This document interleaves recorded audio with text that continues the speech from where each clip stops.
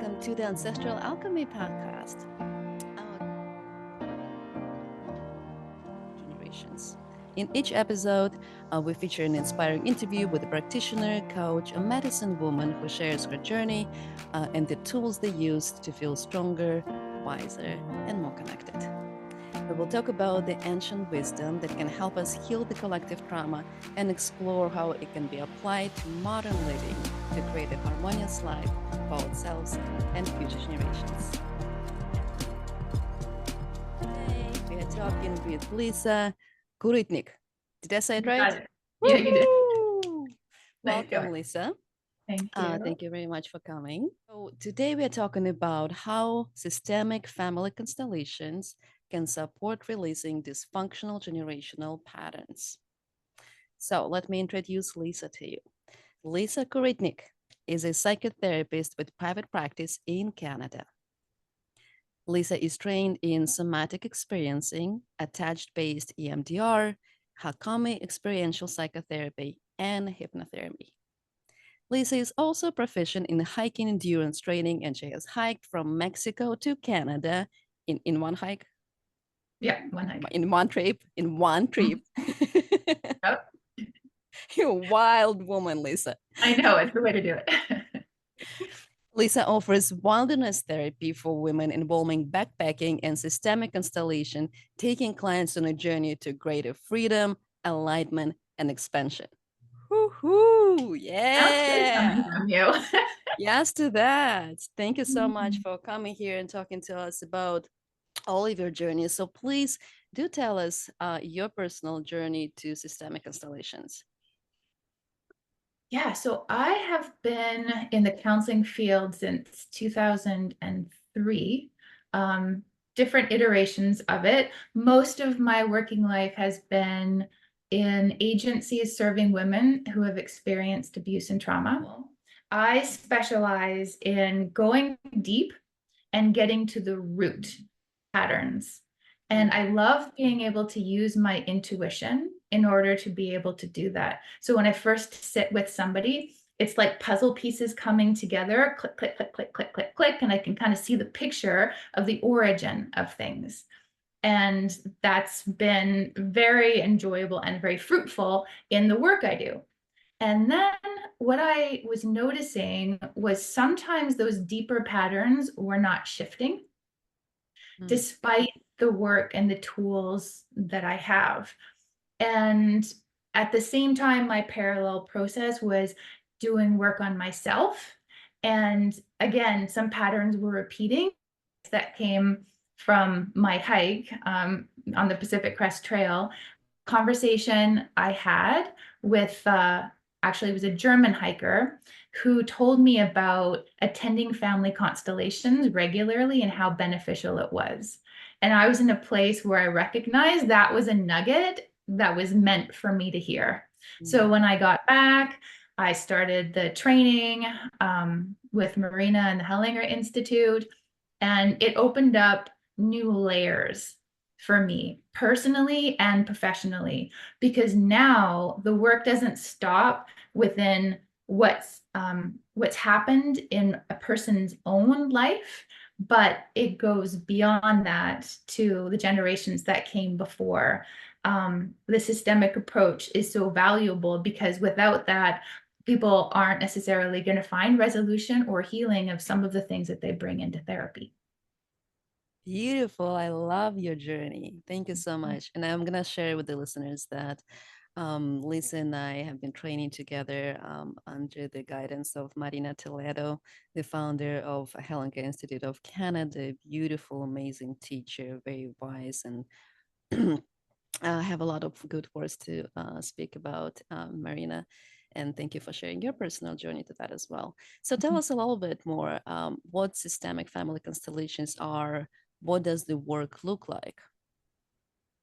So I would personally describe it as a way of working with an issue where different aspects of the issue or different parts or different people are represented, arises from the dynamics, and someone gets to see things that they hadn't seen before and gain insights that they weren't aware of. And generally speaking, a movement tends to happen in the constellation that leads to some kind of resolution, even if it's like big scale, small scale, it is all a movement that promotes healing. So that's how I would describe it. I mean, it can be done in a group where you actually have, as you know, people representing those different parts or people in the client's system, or you can do an individual session where figurines might be used, little pieces of paper might be used to kind of set up how those aspects relate to one another. Thank you. Yeah. So let's give people a little better understanding. Maybe what does it mean when you say represent? Let's say we're talking with the humans, right? We're talking with working with in a group of people, in person or online. What does it mean? So if someone were to come and they said that their issue was they've got a replaying unhelpful dynamic with their partner, this would be like, you might start off with something simple, like the client might be asked to choose somebody in the group to stand in for them, represent them, and someone to represent or stand in for the partner. And the client might be asked to position them in the space. It can be a large circle or any kind of space where there's the ability for those people to move around. So the client may position them in terms of how they perceive them relating to one another. So they might be close together, they might be far apart, one might be facing away. It all depends on the client's perception. And yeah, and then those representatives, they're ideally in a very mindful, meditative state where they can receive impressions being sensations in their bodies, feelings, might be even thoughts, and it can start with how they feel in relation to the other person. And how they're positioned. They might be like, oh, I feel uncomfortable because that person's behind me and I can't see them. I don't know what they're doing. I'm just noticing that I want to contract. And it starts from there. And the person just might get impulses where they want to move, for example. And when they look at the person, what comes up in them? So it's just being an open vessel for whatever happens to emerge inside of them. They're not trying to control anything. There's no agenda. They're just being open to what arises. Yeah, thank you for the description. I'm asking this because I get asked that question so many times, right? And it's often for us to common for us to say it's actually easier to experience it because it comes from this impulse, as you call it, right? So like you get the body impulse and you verbalize it. That's all there is, and it's really hard to say how it comes to you. And when we've been told, right, there's this morphogenetic field that we are stepping into. So that meditative state that you're talking about, it kind of puts you in there with the group intention or even permission to be there, right? There's no intention to step into the energy. We're in the energy all the time. We're just giving ourselves permission to kind of be in one energy or another. When we center and we do the centering exercises, we pull all the energy together, right? So we're bringing it in and we're doing this visualization embodiment of the magnet that's pulling it in. When we represent him, we kind of a little bit of the disperse into the field. We're becoming the field, and we simply asked and give permission to be in what we asked to do. And I really want to show and demonstrate this today, how real that actually is, right? So when we say it's like we get the impulse, what is it now? It's a thought.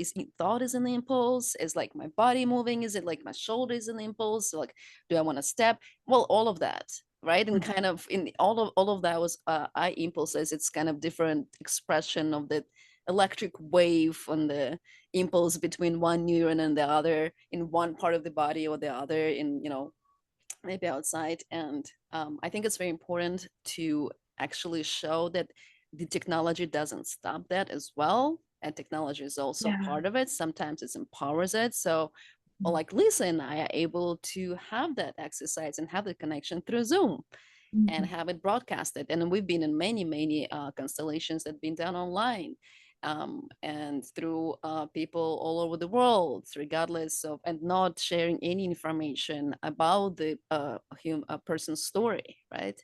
Yeah. And I want your input in a as a therapist who've been working with people over time using the tools of psychotherapy, on how that can be installed, or how systemic constellations can support and be supported within that modality. What does it bring to people, and what maybe is the difference? You mentioned that you dive very deep with this work and it goes past lives or past generations.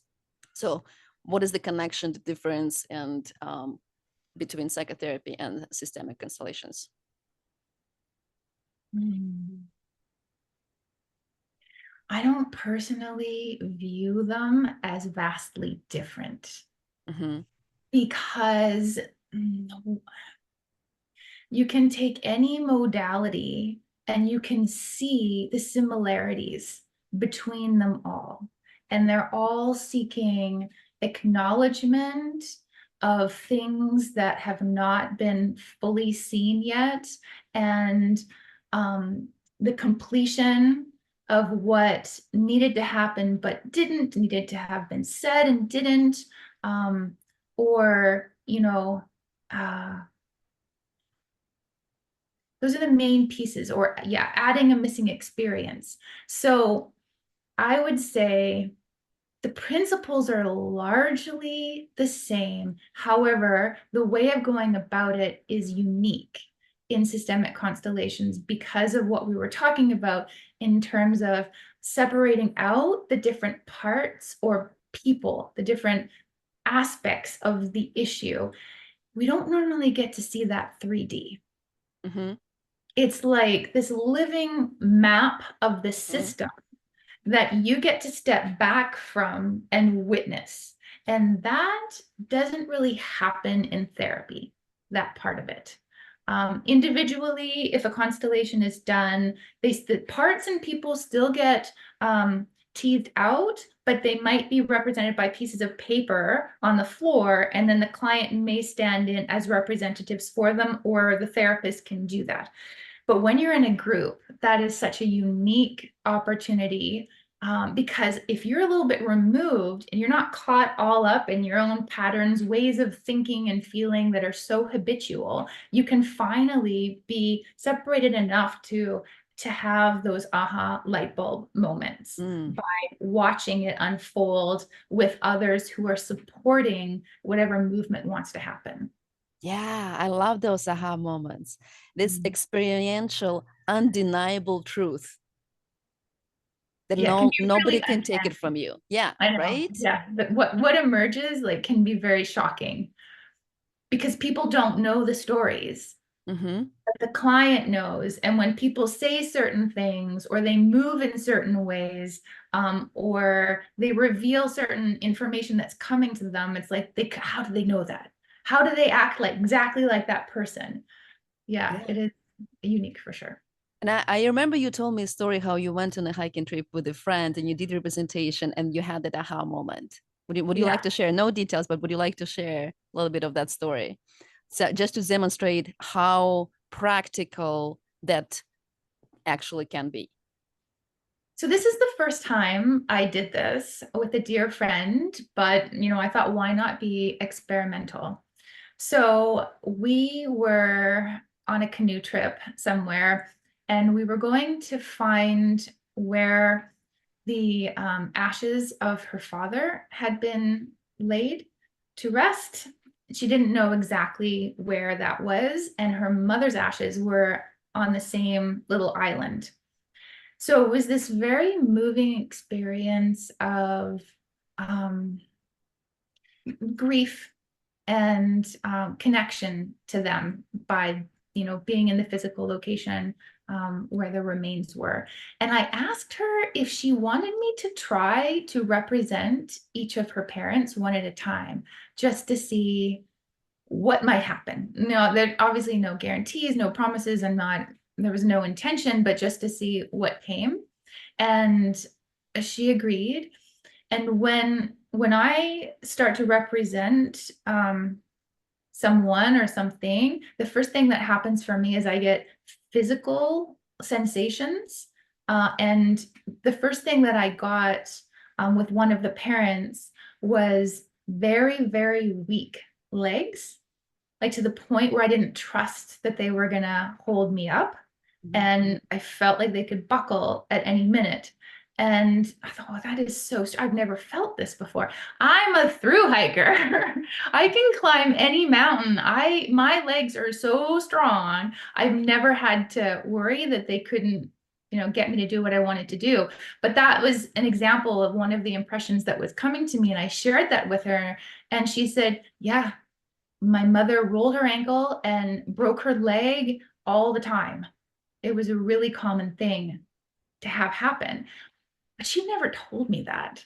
I couldn't have known that. So that's just one example of something that came out that, yeah.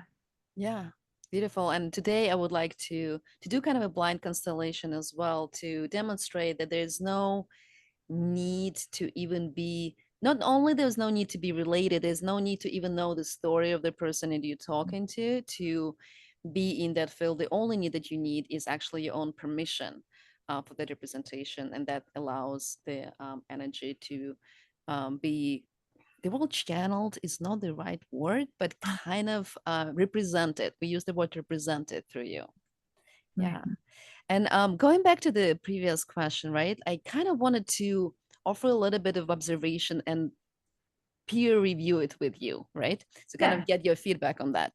So in my observation, the stages of journey, of the hero journey, like there may be like not just the hero, the whole journey, the hero and Shiro journey. And this is first we need the empowerment, the support, the realization that I'm not alone on this, and I have the guides and I have the support.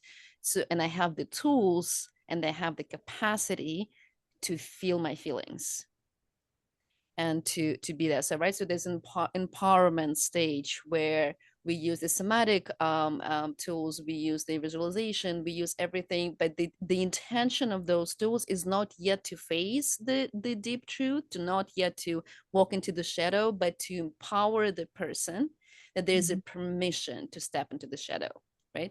There's inner child work kind of a situation when we bring the person to safety. And the therapy is very, very useful to that, in that, right? So there's this process, there's a process of developing trust and building this relationship, reparenting enough to step into the adult observer. And then from the safety of adult observer, we have the capacity to work with the shadow. And that's where the soul work comes in, right? That's the systemic family constellation work. That's the work when it's common for a facilitator to actually say, no, you're not ready. Right. Unlike therapists who, in my mind, usually just it's take a longer journey for you to get there, but we accommodate you, meet you where you are. And then when the next phase of the actual hero journey comes in, and you step into the dark, and you hopefully have your guides and support who have your back, who have the container, who help you realize that even though you are in the darkness of this journey, you are still in a part of the journey, right? And sometimes you want your hand to be held. Sometimes You want to be told that it's okay to, tell the world to wait for some time and be in the death and be okay being with the death, right? And it's that feminine kind of shadow maybe work comes in, and the void, working with the void, and processing all the grief that needs to happen. And then on the outside, when there is realization and soul movement happens and the completion happens, right? As you were talking earlier about the completion of the movement, then the integration needs to happen back into the life that is full of distractions, habits, other people who behave the same old way, right? And not falling into, because now you're also recognizing that you are doing the self-abuse and still keep doing it. But it's a different layer, right? So we'll say the healing journey is layers, layers and layers and layers of work, and more tools you get, the bigger work you're able to do. And there's a specific prerequisite to doing ancestral work. It's not your first thing, right? Nobody goes and does the generational healing. Maybe next generation will, I don't know, come in 20 and I'll do like, hey, I'm ready. It's my 18 years old. It's my passport. And this is my access to generational trauma work.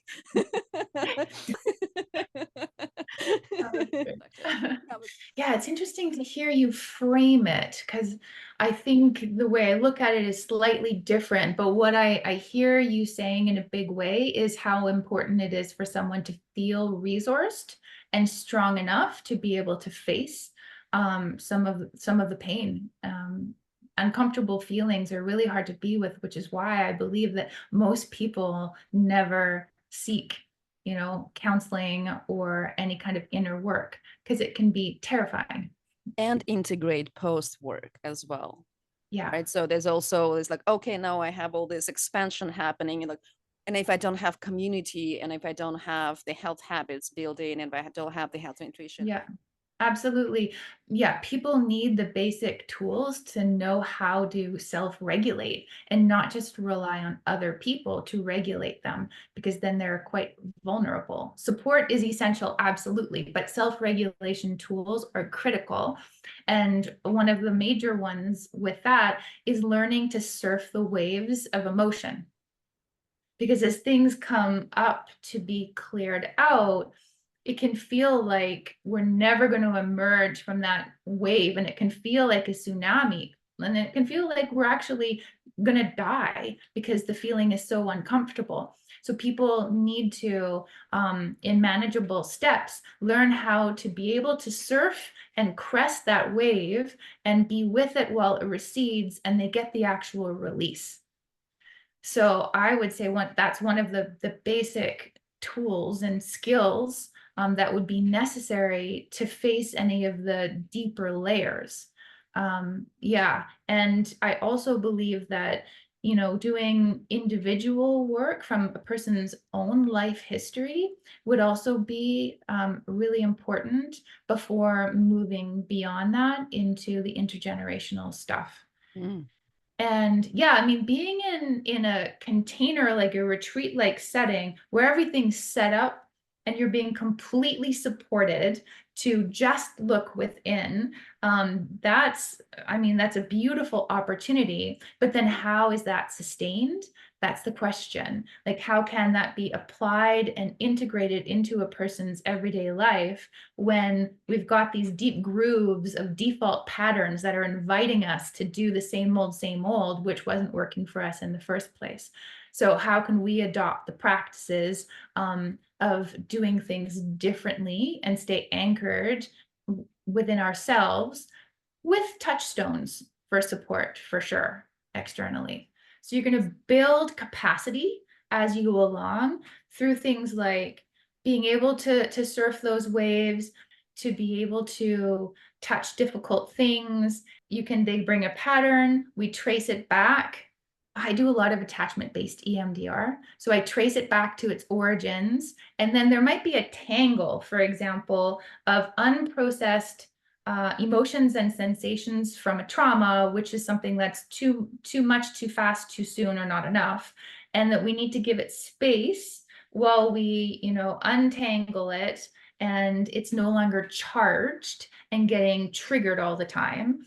And then there's resolution within the system energetically. And then when I finish those sessions, we are always using a belief to anchor in. So what do you believe now about that situation? And it will be reframed from a clearer lens instead of seeing it from within the wound. That's the tangle. They have a clearer lens, and we repeat it with the bilateral stimulation, which is deepening whatever we're doing. And then I invite them to use that and repeat it to themselves regularly. So that is a common one, repeating a line, because we develop these patterns through repetition as we're growing up, and we can reprogram ourselves through repetition. You know, especially when we're in the deeper brainwave states, when we're really relaxed or going to sleep at night. So that's one of the things. I can also invite people to do a ritual, a symbolic ritual, so it's experientially anchored within them. And we might also come up with an idea where they put something symbolic around them to represent the new way of looking at it, which creates new sensations, new feelings, new thought patterns. And we just really want to anchor it, all of it, through repetition, because there are a lot of experiences that we have in life that we have not metabolized. And it's like food that has not been, you know, properly digested, and it's fermenting and going off in the system and creating disease. Well, same thing with experiences. So they need space, and they need support, and they need whatever wasn't completed that needed to have been completed. We allow that to happen, and it just like gets fully metabolized, and then it's integrated, in my view, rather than removed. And so a person could then see things differently because the charge pocket isn't there. Beautiful. I use the word alchemize. So it's alchemized within the system and integrated, yeah, within the worldview. But in a modern life, we are not currently living a situation where I, as a human, is fully supported with the resources within and outside collectively to experience all the feelings, especially feeling with grief in the modern society. Our relationship with death is very complicated and not that transparent at all. So trauma is born. Trauma is experienced within the body, if not processed, passed on to the next generation. Yeah.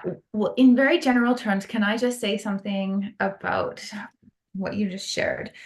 What I have noticed in working with people is that the most important thing is that like everybody wants to be acknowledged and needs to be acknowledged. Every feeling wants to be acknowledged. Every sensation needs to be acknowledged. And when we exclude it, it doesn't just go away. It festers, and it comes out sideways in unwanted ways until things are actually faced and named and seen.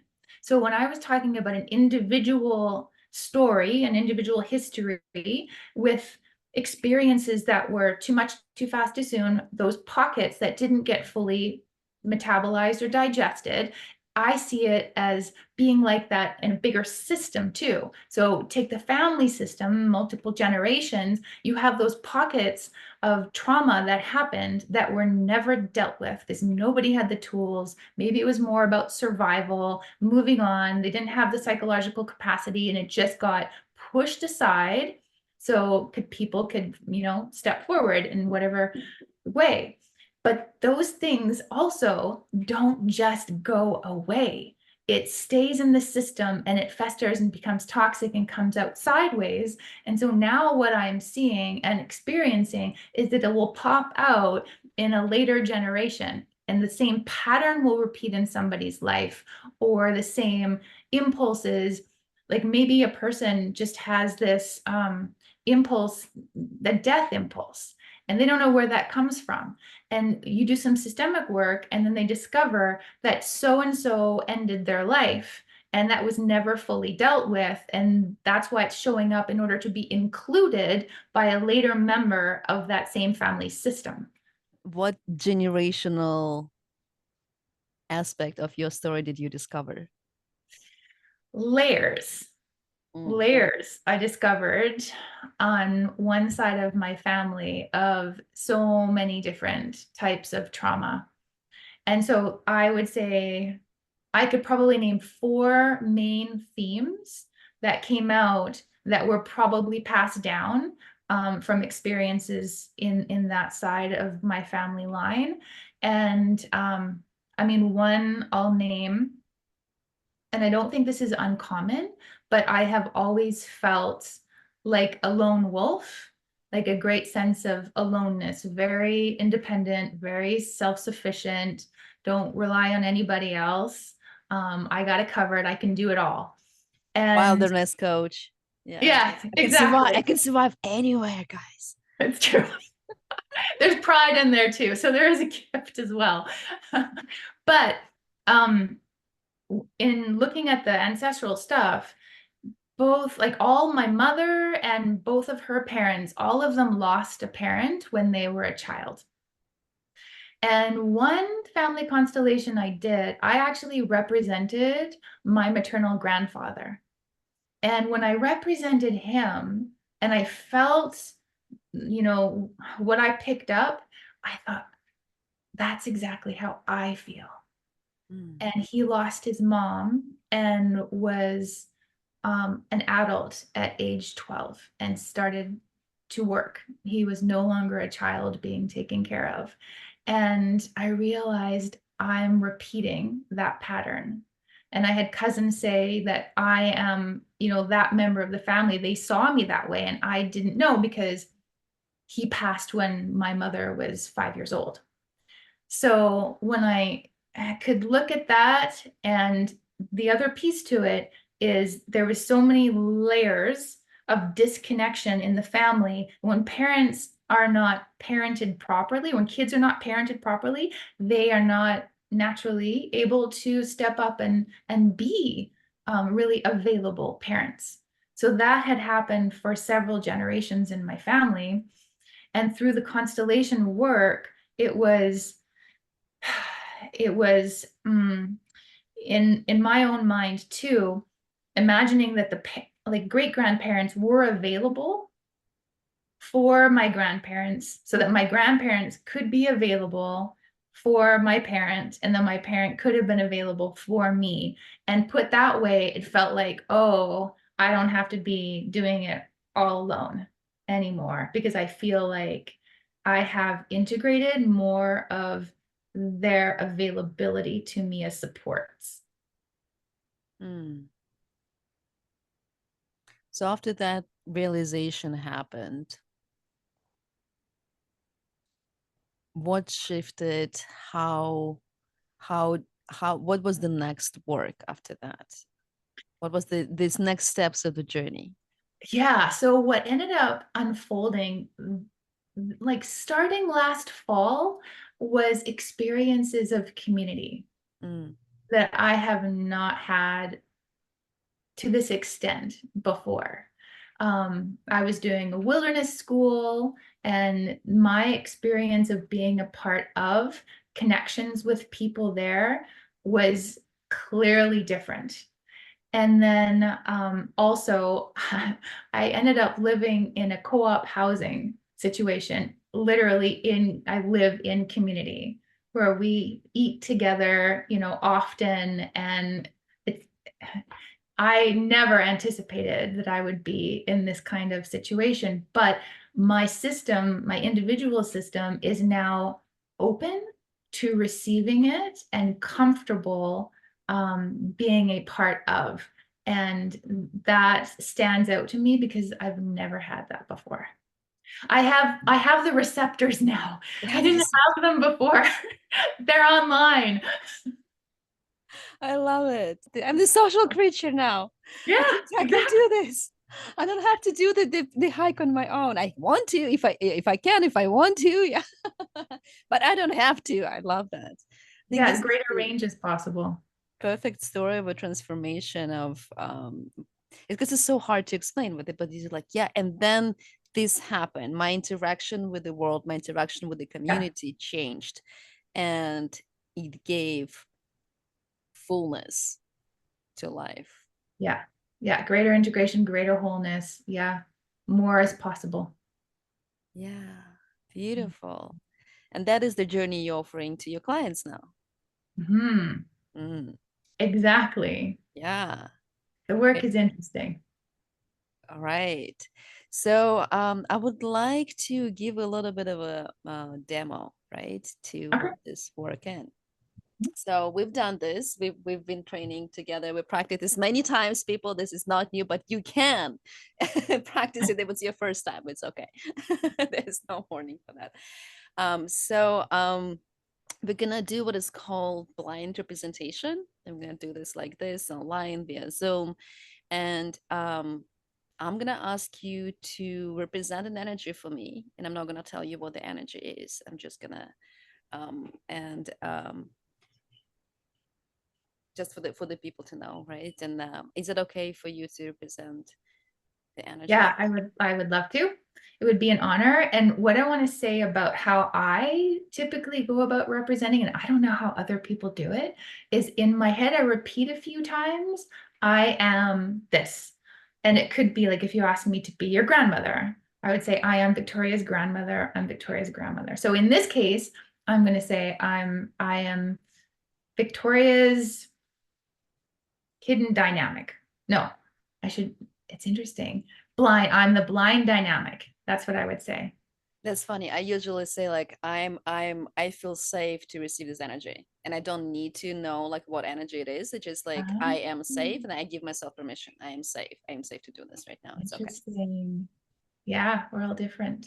Yeah, and this is the fun part about this method. It's really, really highly depend on who you're working with. So if you do want to work with it, just find the person you resonate with it and go for it. Yeah, yeah.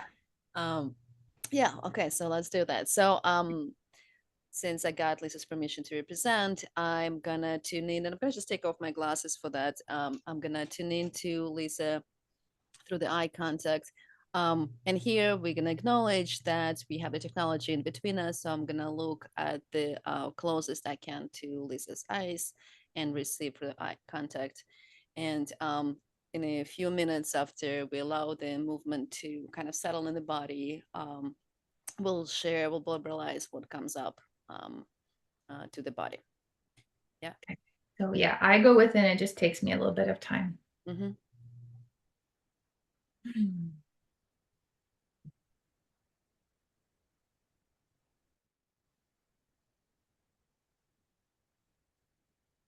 I'm feeling very solid, very aware of the ground, very aware of my body, taking up space. I don't get a lot of emotion around it, but it just feels weighty. Not upsetting.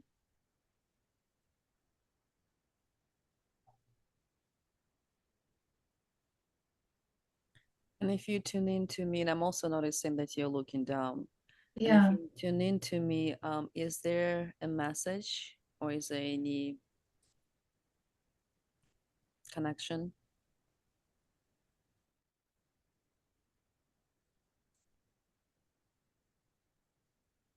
Before I go there, I just want to name what's coming up. Like my shoulders do feel a bit rounded. My back feels a bit rounded.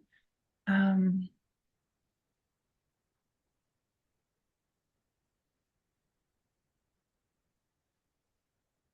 yeah, there's something about this energy that's really solid and mm,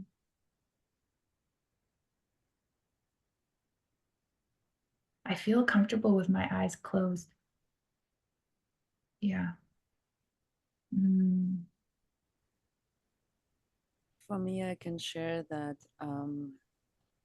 as the time passed, the movement was that you became more clear to me and more solid, more stable, like as if something that's there and just undeniably there. And there was really honoring of how big and stable and structural you are, and the same time fear to look at you. It's like I'm afraid to see you. I know you're there, and I'm seeing the neutrality of you. Yeah, I feel neutral and I feel immovable. Like I don't have the impulse to change position in any way. And I do feel very neutral. Like I'm not picking up a lot of emotion. I would like to say something, if that's okay. Mm. I want to see you. I want to see you. Mm. Oh, that freed something. Mm.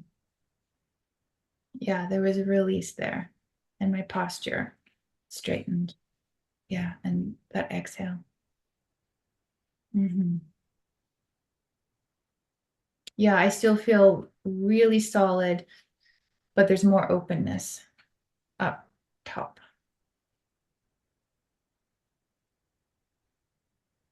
Thank you. I feel connected, and as you straighten, I straighten as well. So I feel almost like everything that you do, I gotta do as well. And I feel very, very entangled, kind of. I really, really focused on you. And I'm just gonna leave it here as a presentation, as a demo of what the movement is about. Yeah. Thank you so much for presenting for me. And we'll just de-represent. So for if you haven't done this work before, de-representing is giving the energy back or allowing the energy to return back to where it belongs. Yeah. How are you feeling? I'm feeling comfortable.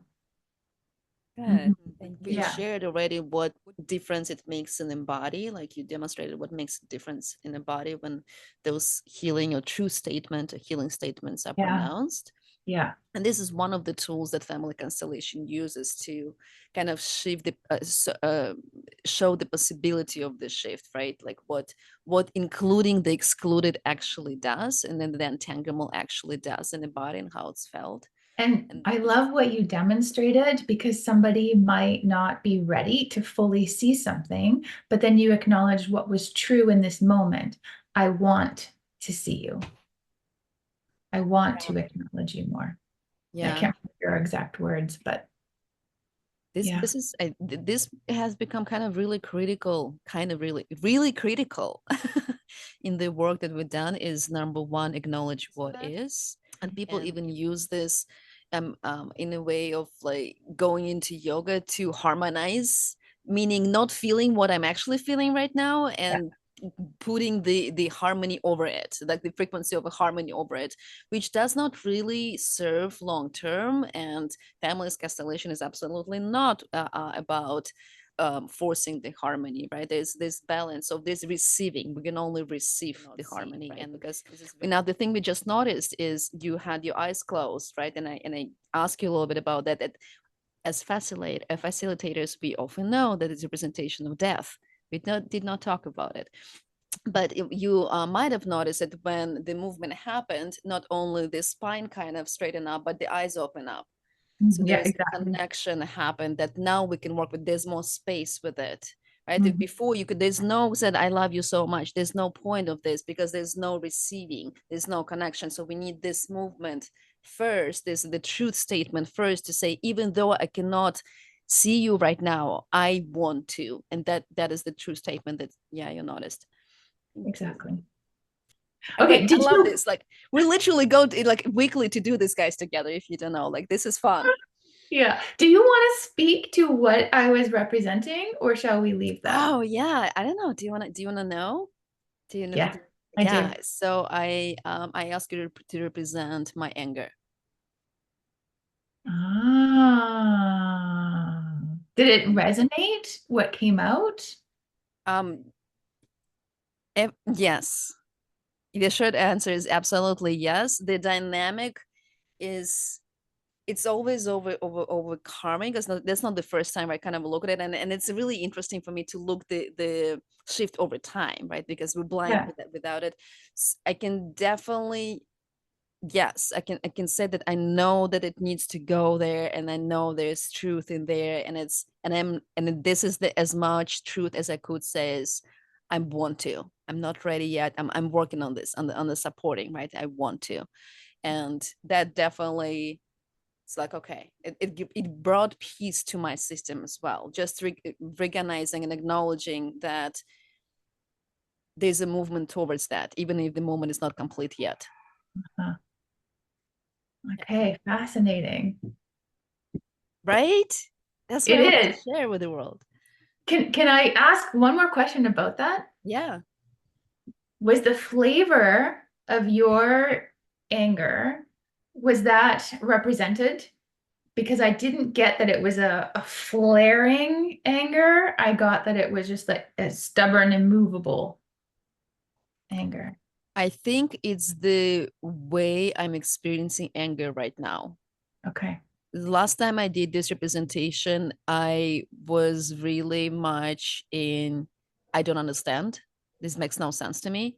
Mhm. And now I'm in that stage of, I know that you are not here to harm me, that you are not dangerous, that there is no, it's not the rage fire that just wants to destroy everything. Yeah. It's a thing, it's a solid structure, just so neutral and just serving the purpose it was meant to be. And it's there.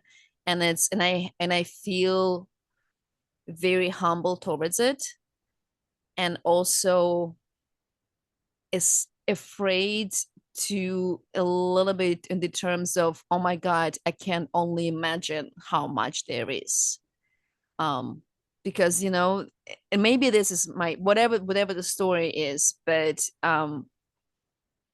yeah, this is where this flavor resonant to what I'm currently experiencing.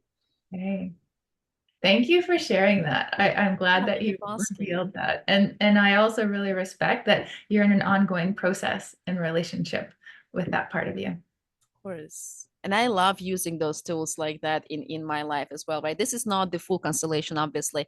And we do not advise you to do it at home. Why? Because we did it Things sound like can a come medical up. voice? Yeah. Things are gonna come up. This is fine. And we are all blind to our own blind spots, right? So we're kind of trying to use our own brain to resolve the issues our brain created. It's a it's a, well, how do they call it? It's not just a loop, it's a self-serving prophecy. Mm. Yeah. Yeah. But guides are important and valued in this work. Find the one that you resonate with, but there are exercises and tools that you can use, and something like this would be the tool that you could use. You could work. And the funny thing, I did it with a mirror. I did it with an object. I did it with a laptop. I've personally found, I shared it with one person, they laughed at me, but I personally found that the laptop is the closest currently object that I have to a human. It has the brain, it has the body, it has the face, it has all the attributes Uh-huh. that actually creates the most emotional reaction in me personally. Not a Miro Fascinating. laptop. Yeah, but I I know would people that, who practice with different tools, so I'm just saying. yeah, I've never heard that before. That's awesome.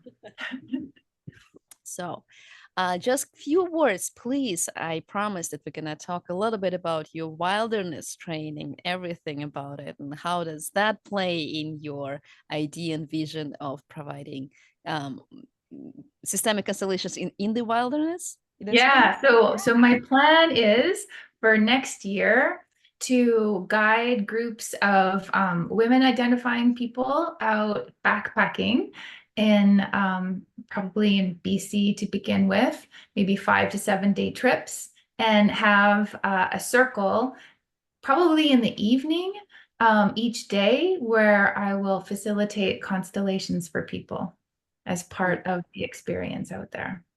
Beautiful, beautiful. Yeah, maybe we'll collaborate on that. Yes. We'll collaborate somewhere.